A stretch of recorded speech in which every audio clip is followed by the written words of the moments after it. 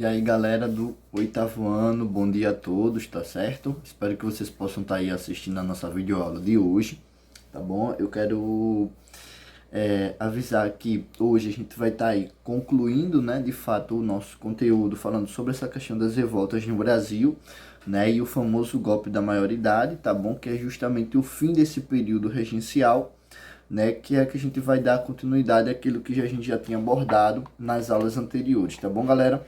É bom lembrar também, né, que na aula passada a gente parou aí justamente na revolta farroupilha, né, as ações da revolta farroupilha, né, uma das principais revoltas que aconteceram no Brasil durante todo esse período aí das regências, né, isso aconteceu justamente na regência do padre Antônio Feijó, tá bom? Que vai renunciar lá em 1837, e aí você vai ter outra regência una, tá bom? É bom lembrar para vocês que a gente primeiro teve uma regência trina, depois uma regência una e depois mais uma regência una. Porém, né, essa nova regência una, ela vai ser justamente de Araújo Lima, tá bom? Que ele vai justamente assumir aí no lugar do padre Antônio Feijó, né? E aí ele vai governar o país, né, de 37, que é quando o padre Feijó renuncia, até o golpe da maioridade, tá bom, galera? Então vamos lá, tá bom? Ó, em 37, o padre Antônio Feijó, ele deixa a regência e no seu lugar vai assumir Pedro de Araújo Lima, tá bom? Pertencente justamente à ala regressiva do governo, né, dos políticos aqui no Brasil. Lembra que eu falei que tinha duas parcelas, né? Os progressistas e os regressistas, tá bom? Então ele mantinha, né, a representação e os interesses dos cafeicultores paulistas, tá bom, galera? E dos comerciantes fluminenses na época, tá bom? Então aí você vê que qualquer avanço possível que o Brasil tenha adquirido nesse período de regência, né, um período para essa questão liberal, ele vai retroceder porque o Araújo Lima, ele era justamente um político progressista, né? Regressista, desculpa. Ele não queria aí essa questão dessas ideias liberais, né? E desse avanço dos políticos progressistas no Brasil. Então, o que vai acontecer? Entre as suas principais ações, né? Ele vai aprovar uma lei de interpretação do ato adicional, tá bom? Aonde ele vai restringir o poder das assembleias provinciais e subordinar o poder judiciário, né, e militar ao Ministério da Justiça, né?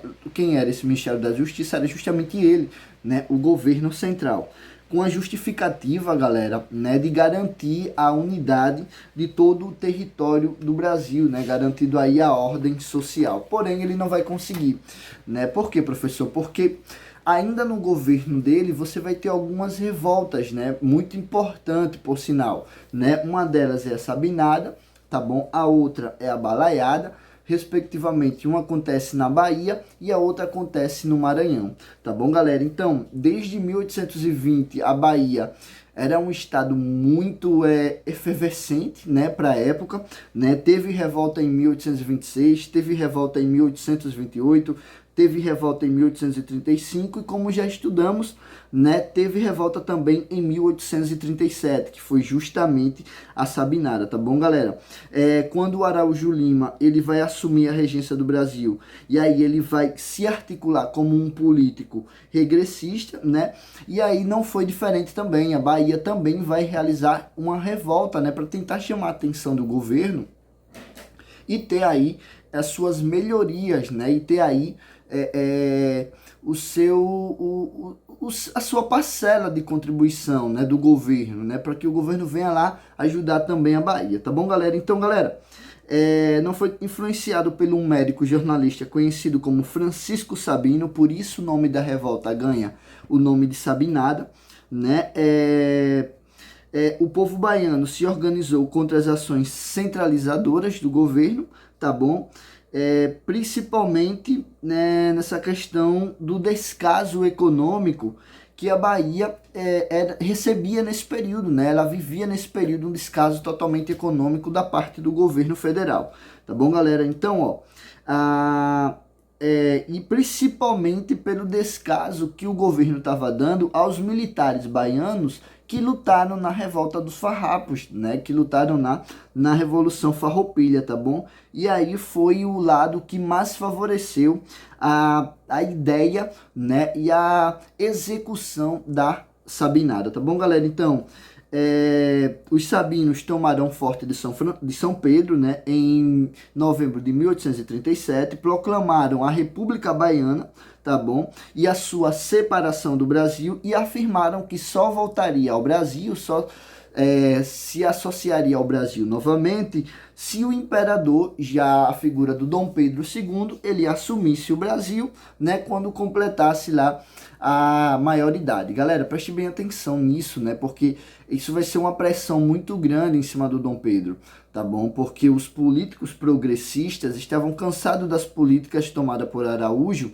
né, que era um político regressista, e estavam preocupados, né, porque cada dia que se passava, o poder regressista estava aumentando, né? Então, o que é que vai acontecer, galera? Em 1838, o governo central vai reagir com muita truculência a essa revolta, né? E ele vai cercar a cidade de Salvador, vai mandar queimar vários bairros no interior de Salvador, vai matar aproximadamente 2.000 pessoas e outras 3.000, né, vão ser presas, e os líderes vão ser degregados, né, vão ser mandados aí para o interior do Brasil, tá bom, galera?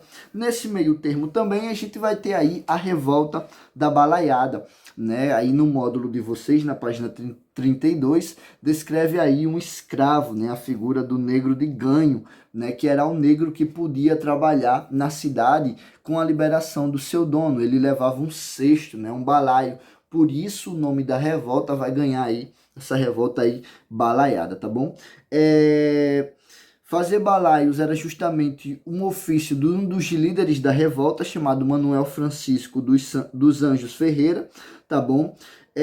Que era justamente um dos líderes do movimento da balaiada, que veio ocorrer no Maranhão entre 1838 e 1841, né, com a participação de Raimundo Gomes, que era o vaqueiro piauiense, tá bom? Cosme Bento de Chagas, que era um chefe de quilombo, e por fim aí, galera,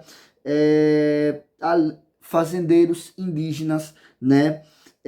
E alguns donos de fazendas que estavam insatisfeitos com essa questão da economia no Maranhão, né? Até porque os motivos de a revolta também, além de estar voltada à situação de miséria da população, né, da população escrava, da população indígena, estava voltada também a essa questão da produção do algodão, né? Porque até então a produção do algodão maranhense perde espaço para a produção aí, né, e entra em descado para a produção do algodão inglês, tá bom? E esse centralismo do poder econômico que se dava ali, né, entre o Rio de Janeiro, né, tava abafando essa questão da economia no Maranhão, e esses caras veio aí um momento propício para a realização dessa revolta. Galera, quando eles percebem o aspecto, né, do movimento, né, os donos de fazendas passaram a negar a participação desse movimento, né, as lideranças políticas do Rio de Janeiro foram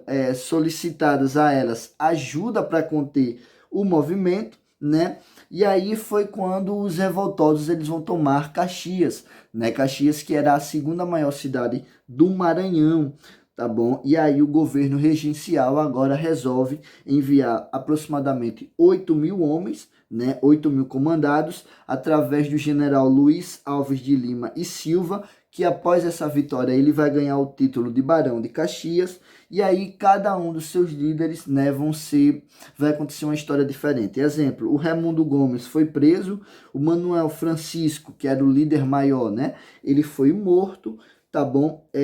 Em uma das batalhas, e o Cosme Bento, né, ele foi preso e enforcado, para que todo mundo pudesse ver aí. Estima-se que aproximadamente 11.000 pessoas, tá bom, tenham perdido a sua vida na famosa revolta da Balaiada, né, ou Balaiada, tá bom, galera? Pessoal, vendo todo aquele cenário, né, regressista que estava acontecendo no Brasil, os políticos progressistas aqui do Brasil resolvem antecipar a chegada do Dom Pedro II ao poder.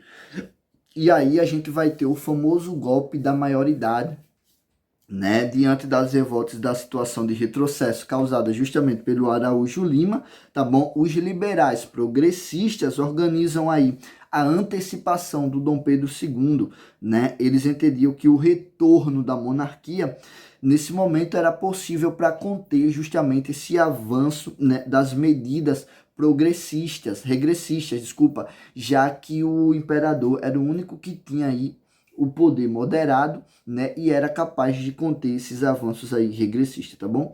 Então, sobre um golpe articulado pelos progressistas, né, entre os deputados e senadores, no dia 23 de julho de 1840, Dom Pedro II comparecia à Assembleia para realizar o seu juramento como o segundo imperador da história do Brasil, tá bom? Logo que fez o seu juramento, ele formou o seu primeiro ministério, que era o ministério maiorista, né, que era formado nesse momento por políticos progressistas, né, e a primeira ação dele para acalmar o país, né, foi justamente tentar unir, né, e tentar acabar justamente com a revolta farroupilha e a revolta balaiada, né, dando aí anistia a todos que participaram, né, no período dessa revolta aí no período regencial. No entanto, galera, isso daí não vai durar muito tempo, né, com a influência dos políticos regressistas, né, ele vai acabar o gabinete maiorista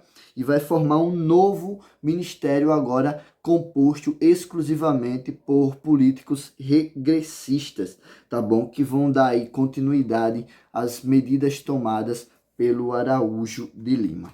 Tá bom, galera? O que é que vai acontecer diante de todos os fatos, né? Os liberais progressistas vão organizar revoltas tanto em Minas como também em São Paulo, tá bom, galera? E aí a gente já tem o segundo reinado brasileiro, tá bom? Galerinha, né, sem mais delongas, sem perder tempo, atividade para vocês me entregarem, né, até 9h30, tá bom? Aí atividade na página 36 e na página 37, tá bom? Qualquer dúvida me procurem, estarei à disposição, ok, galera? Até mais, fui!